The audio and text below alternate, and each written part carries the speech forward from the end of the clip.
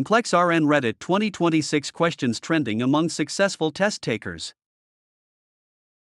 Question 1. Which behavioral characteristic describes the domestic abuser? Option A, alcoholic. Option B, overconfident. Option C, high tolerance for frustrations. Option D, low self-esteem.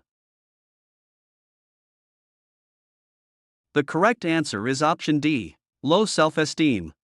Domestic abusers often have low self-esteem and use violence or control to compensate for feelings of inadequacy. Question 2. The nurse is caring for a client with a long leg cast. Which exercise should the nurse recommend for the affected extremity? Option A, high symmetric. Option B, range of motion. Option C, aerobic. Option D, isotonic. The correct answer is option A, isometric. Isometric exercises, contracting muscle without moving the joint, help prevent muscle atrophy while the limb is immobilized in a cast. Question 3. A woman in her first pregnancy has multiple sex partners and is unsure of the baby's father. Which intervention is a priority? Option A, counsel the woman to consent to HIV screening. Option B, perform tests for sexually transmitted diseases. Option C, discuss her high risk for cervical cancer. Option D, refer the client to a family planning clinic. The correct answer is option A, counsel the woman to consent to HIV screening. While all are important, counseling for HIV screening is a priority to prevent mother-to-child transmission during pregnancy. Question 4. A 16-month-old child clings to the mother and begins to cry when the nurse enters. What is the initial action by the nurse? Option A, arrange to change client care assignments. Option B, explain that this behavior is expected. Option C, discuss the appropriate use of timeout. Option D, explain that the child needs extra attention. The correct answer is option B, explain that this behavior is expected. Separation anxiety and fear of strangers are developmentally normal behaviors for a 16-month-old toddler. Question 5. While planning care for a 2-year-old hospitalized child, which situation is most likely to affect the behavior? Option A, strange bed and surroundings. Option B, separation from parents. Option C, presence of other toddlers. Option D, unfamiliar toys and games.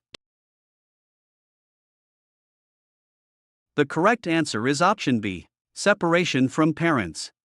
For a hospitalized toddler, the greatest stressor is typically separation from their primary caregivers, parents.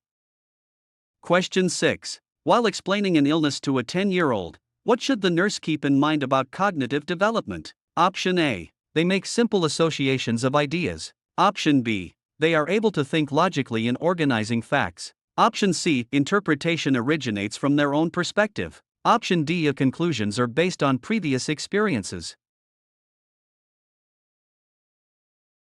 The correct answer is option B. They are able to think logically in organizing facts. According to Piaget, 10-year-olds are in the concrete operational stage and can think logically about concrete facts and events.